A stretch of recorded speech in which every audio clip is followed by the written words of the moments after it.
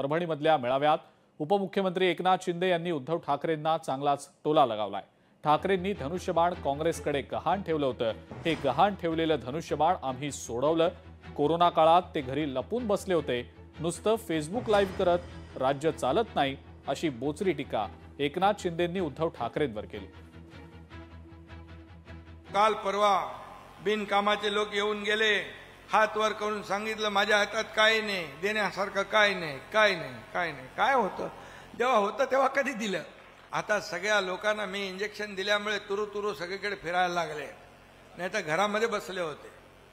कोविडमध्ये पण घरात बसले। फेसबुक लाईव्ह वरून काय सरकार चालतं काय? फेसबुक लाईव्ह नाही, फेस टू फेस लोकांमध्ये गेलं पाहिजे, लोकांमध्ये फिरलं पाहिजे, संवाद साधला पाहिजे। राज्य असं घरात बसून चालवता येत नाही।